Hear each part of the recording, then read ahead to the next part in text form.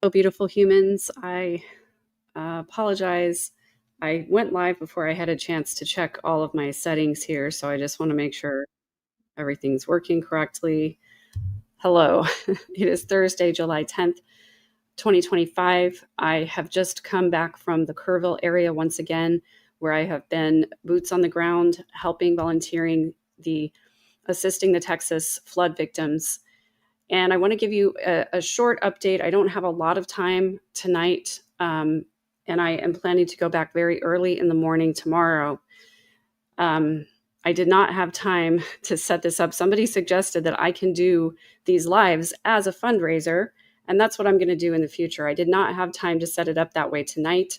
But again, if you are interested in sending gift cards to the families who are in need in the Hill Country area, the 5 counties that have been most affected, I am going to the Southern Oaks Baptist Church in Kerrville. I've been coordinating efforts with them. I delivered 10 gift cards to them 2 days ago, and then another 14 gift cards today, thanks to your generosity. They will have gift cards for HEB. My Venmo is at @3_verse, just like all of my social media. And I want to say a special thank you to Duty Ron. I appeared on his channel last night, just giving an update about how conditions are there. And he sent a very generous Venmo so that I could supply the first responders there. They were asking for sunscreen, mosquito repellent, gloves, duct tape, things like that. And he sent a generous donation, so I was able to do that. For full transparency, I'm showing screenshots and receipts over on my Patreon so that you know that your donation is going directly to the hands of the people who are most in need. They have been inundated with in-kind donations, such as water bottles. In fact, one of the places I drove past today literally had 12 pallets of water bottles sitting outside in the Texas heat. So they don't need any of those kinds of donations anymore. What they're asking for is cash donations. And there is a community page where you can donate cash if you prefer cash, or electronic if you prefer to do things that way. I will put it in the video description. I want to say I probably have it right here so I can share it with you, because I've been sending it around to as many people as I can. That link is CF, as in Charlie Foxtrot, Texas Hill Country, .fcsuite, foxtrotcharliesuite.com. That is the fund that they have set up. The officials in those counties have set up to accept donations that will go directly to the flood victims. So as far as what I was able to do today, I went and bought the gift cards, and then I went to Costco to get the supplies that we needed. And then I went directly to the Southern Oaks Baptist Church, where I delivered, everything that I collected. They were so incredibly grateful to receive the gift cards, because they know then that people can go to the store and get whatever it is that they need for their particular situation. And that's one of the things that I feel really great about. And I'm glad that you guys are doing that, because I think it helps connect human beings to other human beings. And I really love that. I do have some information on other organizations that are accepting donations. And I want to say thank you to my friend Randy Watts, who I've had on the channel before, who did some reconnaissance for me and was able to connect me with a Facebook group that was showing different ways for people to help. And people have been specifically asking me about animal rescue organizations. And so the Kerrville area has animal rescues, and they are the Humane Society of Kerrville.org, the Texas Roundup Animal Alliance.com, KerrvillePetsAlive.com, and BuckWildRescue.org. So if you have interest in connecting with those groups, you can visit their websites. Tomorrow, I am going to be going to the Center Point Volunteer Fire Department at about 7:30 in the morning. I'm trying to get into the area early because they're preparing for the president to visit the area tomorrow to assess the damage so that he can release federal funds that will help the people directly. Again, as I said, it's going to be a little bit of a shorter update tonight. After I was able to deliver the gift cards to Southern Oaks, they let me know that there was a family specifically asking for help in cleaning out their house so that the insurance adjusters could come in. And so I was able to go into Ingram, Texas, which is one of the hardest hit places. Ingram is just east of Hunt, Texas, which is where Camp Mystic was located, where they lost probably the majority of the people. And they're not letting people go into that area. Deb, thank you so much for that super sticker. I will put that towards gift cards as well. I appreciate that. I had to pass a security checkpoint in order to go over the bridge to get into that area. And I had to provide my name. I had to provide the name of the people that I was going to help and their address before they would let me pass through. It was very crowded and clogged with volunteers and heavy equipment and everything. So I'm grateful to be connected to the church because they're able to send me to places where they know people need help. So we went to that home. It turned out that they actually had all the help that they needed. And so they sent me to another location where they knew they had some neighbors who were in need. And this was right down next to the water. There was one building that was on, it was elevated. It had cement pylons and they did not receive any damage. But the building right behind it, it was a tiny little house. And I spoke with the neighbors next door. Thank you so much, Elizabeth Lacey. That will go towards gift cards as well. Thank you. And thank you so much, Hawkeyes. I really appreciate that.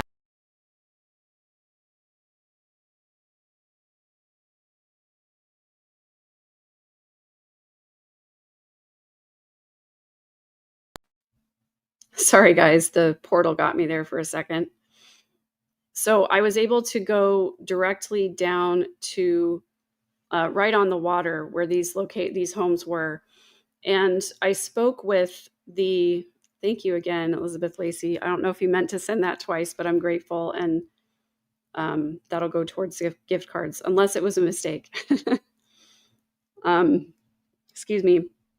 If you didn't see the live update, well, it wasn't a live. I couldn't go live because the reception there was not good. I didn't have any cell reception there. Or I should say, my signal was too low to go live there. I did have a little cell reception. So I posted it when I got home just a little bit ago. But basically, the insurance adjuster had come and told them that they had to remove everything that was below the water line. And so they were having to remove all the flooring before the insurance adjuster could give them an estimate. And I spoke to the people next door they were all sitting outside, again, waiting for insurance adjusters to come. And they were very grateful to say that they hadn't lost any people. I asked how they were doing and how they were holding up. And the guy said to me, we didn't lose anybody, thank God. So how can we be upset? We're going to lose this home over here, but it's a minor setback compared to what people are dealing with. Thank you, McSpunky. You're always so supportive. I appreciate that so much. But he was telling me, where the home was supposed to have been and where it migrated to. And I do have some video footage to show you guys. If I have time, I will do that. But it's very raw footage. It hasn't been edited. And I had my daughter with me. She wanted to come and help me work today. And so she was helping me take videos. So I haven't edited this footage yet, but I think it's important for people to see. So I will show it on the video tonight, and then I'll edit it down into some shorts for later. MB, I definitely will let you know about medical supplies when I hear of them. That's the other thing I like about Seven Oaks is that they are taking suggestions and needs directly from people who are calling them saying, we need this. Can you help us find a resource? I love that. So anyway, this person was telling me the home that I worked in today is this, a lot of these people have been there multiple generations. This person was a grandfather themselves, and they were telling me that their grandparents owned this home and brought up their kids there, back when it was just basically kind of a log cabin. So a lot of these homes have been there for generations, and a lot of people in that area will move on to other places, but they'll keep the home near the river so that they can gather there for family events and holidays and in the summer. And so a lot of these people are losing generational homes. One of the hardest things to see driving right there along the river was, there were several places where the only thing that was left were the gates and the little driveway in the front to where the house used to be, and the home was completely gone. Empty foundations where the home had been washed away, and likely in a lot of those cases, people were in those homes when they were washed away. That was really hard to see. And the other thing that is discouraging is that they have not found any more survivors. They haven't found any survivors since Friday of last week.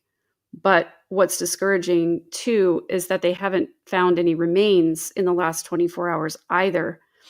Now, there is a ton of debris to go through on the sides of the river, and that's what I'm going to be helping with tomorrow.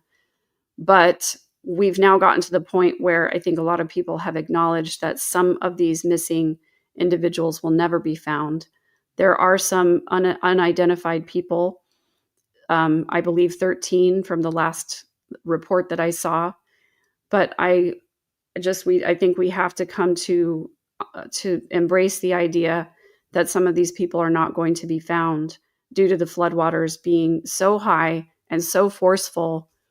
It's just a difficult thing to grasp.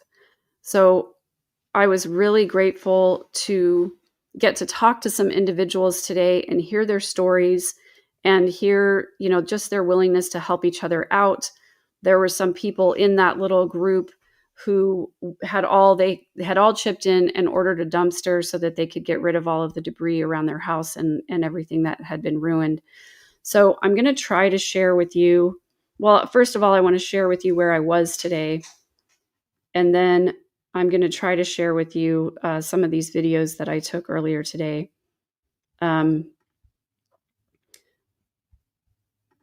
This is a 2023 view from where I was today. It's called Indian Creek Road. And it was this little community over here that I was helping out. And you can see the water here is not very deep at all. It's probably a couple feet deep at the most, maybe 3 feet at the most. And this whole little road goes over the river and off that way towards Hunt, Texas. This isn't the main freeway or highway, I should say. The main Texas highway is just on the other side of these homes over here. But now I'm going to share with you some video from the location that I was at.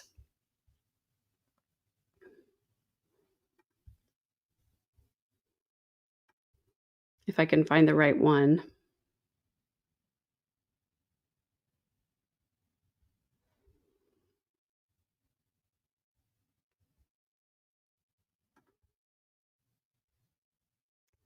That is not the right one. I apologize, guys. I had to upload these pretty quickly, and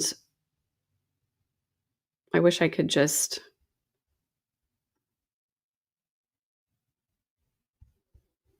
I wish there was an easier way for me to do this, but I just uploaded them as shorts to my channel.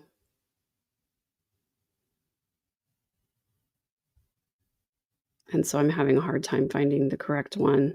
I apologize. Well,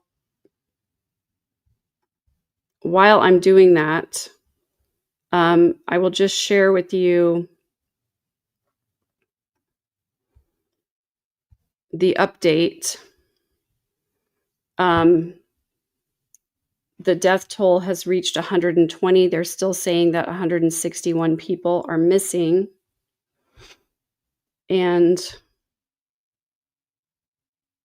the difficult part about that is that, morale is pretty low among the first responders who have tried so hard to rescue people and everybody who's here. I will tell you that as I was driving into Kerrville today, I saw at the airport some Osprey drones, and I want to share with you what those are. And I want to say thank you to Duty Ron, because I sent the video to him and he was able to tell me what they were. Because I didn't know. I just assumed that they were searching for survivors, but he told me that they use these drones to do reconnaissance prior to the president's visit.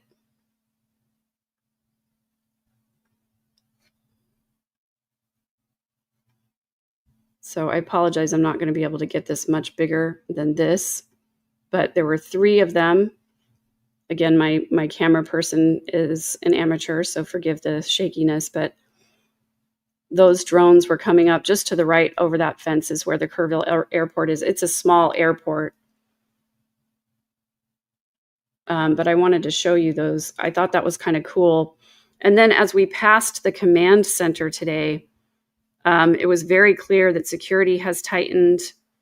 It was very clear that they are preparing for the president to visit. So I'm trying to get it so that I can upload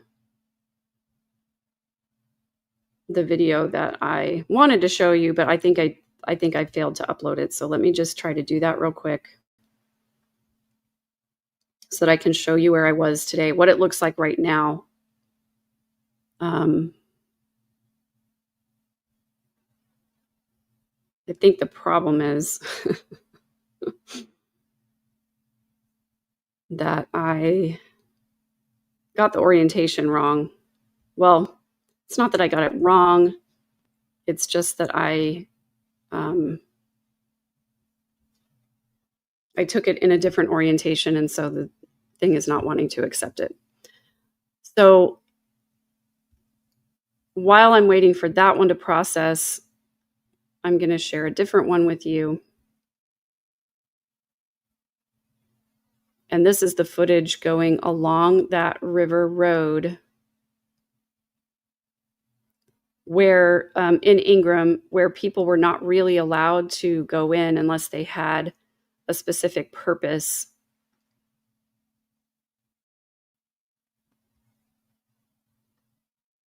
And this was actually taken on our way out of there. I'm going to share this one instead. And again, when I upload these as shorts, it doesn't make them big. So I need to find a better way to do this. I'm just, it's a learning curve, you guys. So you'll have to zoom in, I guess. I am staying hydrated. I tend to get very red in the face whenever I get hot, but I am staying hydrated and proper nutrition and all of that, even though today I had one of those Uncrustable sandwiches, which I did not enjoy, but it was quick and easy and I could get right back to work. So this is along that Highway 39 is what this is that runs. It's the one that I showed you on the map yesterday where there were so many places that were flooded over, where the water was over the road. And so the road was closed. Now I had to pull over for a second because these gigantic cranes were coming through. That was the first of 4 that I saw as I was traveling through the area, followed by a caravan of first responders who are going to go operate the cranes and remove some of the debris. So that's one of the hard things about this effort, is that you can see all of the downed trees and the mangled trees that are kind of clumped together. and they're having to carefully sort through those to see if there are any victims still in them. And that's kind of the hard part about this entire recovery operation. So I'm going to share another video with you here.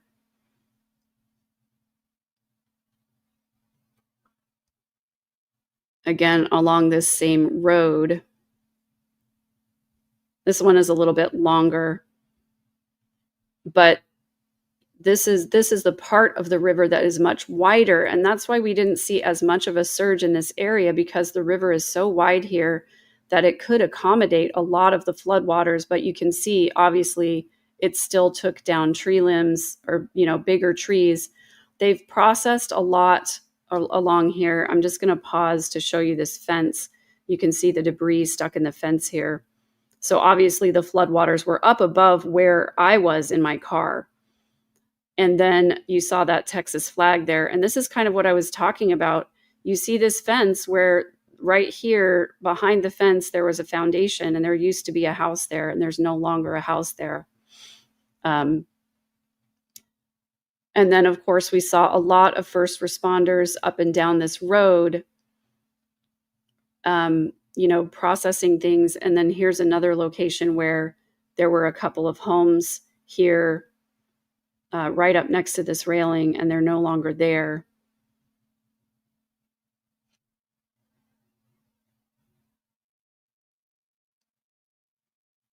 And that's just the natural spillway that comes down. And then look at how flattened these trees are, just absolutely overrun. You can see those huge cranes down there. So that tells you how big those trees are and how much debris was coming down that river at the time.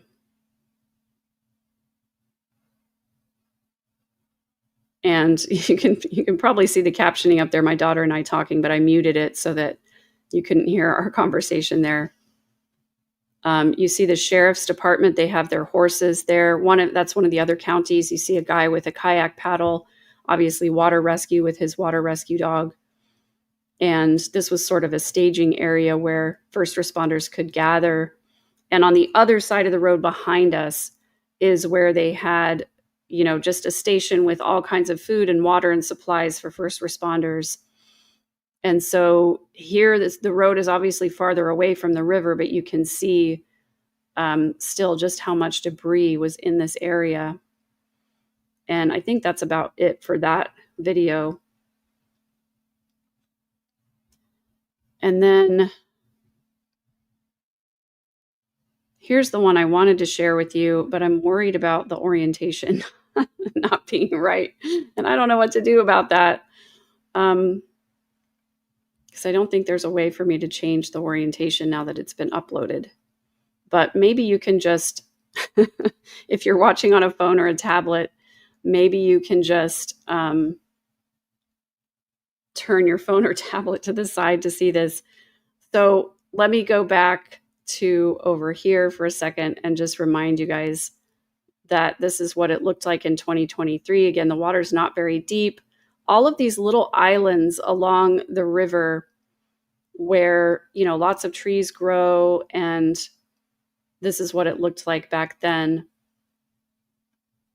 And then I apologize for the orientation, and I'm going to have to go back and re-edit all of this stuff. But here is a police vehicle. There were state troopers sitting right here, 2 of them, blocking the road because they are not letting anybody go past this point over here. And the homeowner was telling me that there were reporters there for the last few days trying to do interviews, because obviously it's a great shot. It's a great location for that, but they were shooed off by the sheriff's department. So if you're able to turn your phone or your tablet sideways, you can see the trees flattened. And that area is looking very different now, obviously. So again, sorry guys, none of these videos are edited or anything like that. This is just raw footage. I haven't had time to go through any of it. I'm trying to look and see.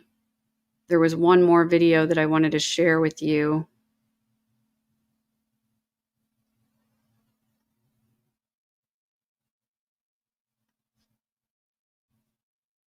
I think this is the one that I was talking about that has footage of the gates for the homes where the homes are gone. Just a huge swath that this river cut. You can see how far away the other riverbank is, way over there. Yeah, so that was it. There was a gate to this,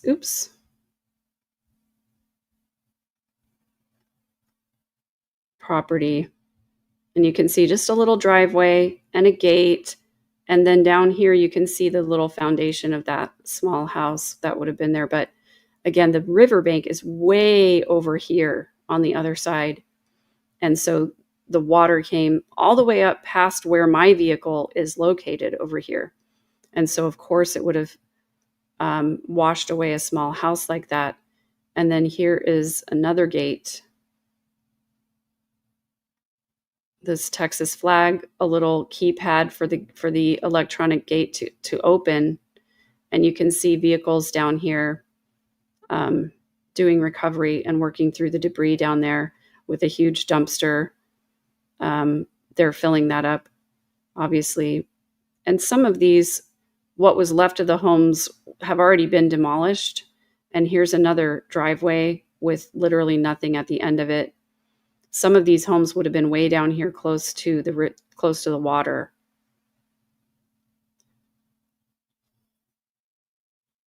There's another empty foundation. Lots and lots of trucks and first responders. And again, they were very specific with everybody to tell us the areas where you see the heavy equipment and lots of cars and trucks everywhere, that's where they're doing active recovery, and you need to not be in those areas. So we could not stop. Now, there was one house where the house is still intact. It's still on its foundation, but it's obviously been mangled.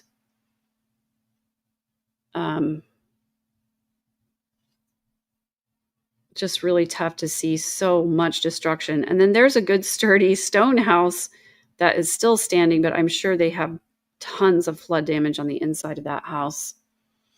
And again, now I'm in a place where it is a little farther away from the river. And so a lot of these homes did survive, didn't get as much damage, but you can still see debris out there in the field of these. So I just really appreciate you guys caring so much about the people of Texas and doing so much to support me as I go out there to volunteer. Thank you, Jennifer Kangas, for the super sticker, and thank you, C. Charles, for the super sticker.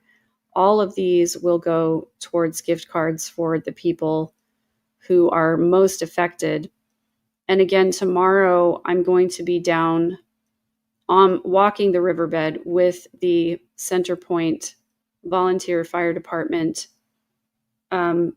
assisting in recovery. I'm trying really to get, oh, thank you, Erin, for that. I'm really trying to get to relieve some of the people that have been at this for just days and days and days. So really, that's pretty much all I have time for tonight. I don't have time to, unfortunately, share all of the news with you guys. There really isn't a lot to share, unfortunately.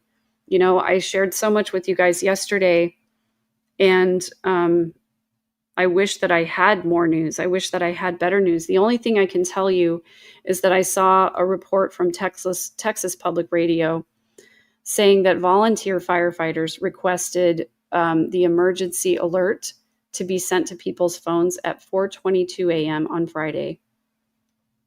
But some people didn't even get that alert until 10. And I think what I heard was that the emergency alert people were waiting for the go-ahead from their officials. So I don't know exactly how that all works, but I'm going to do some research into it, because I think that was part of why the devastation was so bad, is that I don't think everybody that needed the alert was able to get it. So if you didn't see my update from earlier today, there was one more video that I wanted to share with you. And let me just see if I have it, because it was a video of the house that I worked in today, so that you could see kind of what people are dealing with. And it's going to take me just a minute to get this pulled up, so I apologize. that I'm going to make you wait for another minute, but I think this is important for people to see. This is going to be the video that I took inside the home of the person that I was helping today, or one of the people I was helping today. And just to see that they have to they've gotten all of their furniture and everything like that out, but they've got to still deal with all of the wreckage that is left, so that the insurance adjuster can come in and even give them an estimate. And there are some of the lucky ones that actually have an insurance adjuster, or have insurance. Not everybody does.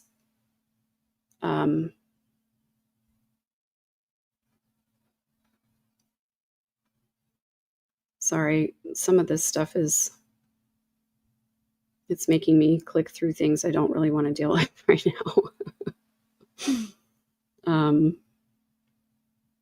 Okay, there we go. So again, this is the house that they told me has been in their family for at least a few generations. Oh, well, it's doing some checking. I guess I can share that with you guys later. I'm pretty tired. I did, if you saw my earlier video, I'm obviously quite a bit cleaner than I was in my last video. For those of you who have ever done any sort of flood cleanup, flood mud is different than regular mud. So I had lots of flood mud on me today, and now I am much cleaner and much happier. So I'm getting ready to go have a good meal. Thank you, Renee, for this super chat. Can you share about how we can sign up to help like you are? Thank you for all that you're doing. So there are two places, and I'll put them in the description of the video. tcr.communityos.org is where you can go and create a profile. You can put your skills in, and then they can match you with volunteer opportunities. However, I will say I requested probably about 12 different volunteer opportunities with the Salvation Army, because it was the only thing that was available on the site, and never heard anything back. So what I did is I went to different community organizations, checking their Facebook pages and their web pages to see what I could do. And that Ada Kay, my friend who lives there, was able to hook me up with with the Southern Oaks Baptist Church. I went to their Facebook. They have a Sign Up Genius. So that's one of the places that you can go and do that. Another place, I've heard that Camp in Center Point, Texas, they have a website and they are looking for volunteers as well. I'm trying to think of where else. Really, those are the only 3 places that I know of off the top of my head. But if you go to some of the businesses in Kerrville, and if you go to their Facebook pages, most of them are having updates and signups and things like that. I haven't gotten to see Ada Kay yet. We've sort of been ships passing in the night, but we do have plans to connect. I do have a couple of other friends in the area too that I'd like to see, but it hasn't worked out timing wise. So again, I'm planning to be there very early tomorrow morning. And we'll see, how long I get to stay. I'd like to stay as long as I can, but it just depends on what my kids have going on as well. So I just want to say thank you again to everybody who gave a super chat or super sticker. Those will all go towards gift cards. Again, my Venmo is at @3_verse if you want to donate that way to give gift cards. And also the the community outreach that I read off earlier. It was kind of complicated, but I will read it off again. And then I'll put it in the description. It's CF Texas Hill Country. So Charlie Foxtrot, Texas Hill Country .FC Suite, Foxtrot Charlie Suite.com. And that is the fund they specifically created for the most affected 5 counties. Thank you so much for being here. Thank you so much for caring. Please share this with anybody you know who is concerned about flood victims. Please go and watch my other video. Give it a like. That makes it so that this information gets out there. The people that I worked with today were so grateful to know that so many people care about them and their families and their safety. And I just really appreciate you guys so much. And I hope to connect with you again very soon. Take care.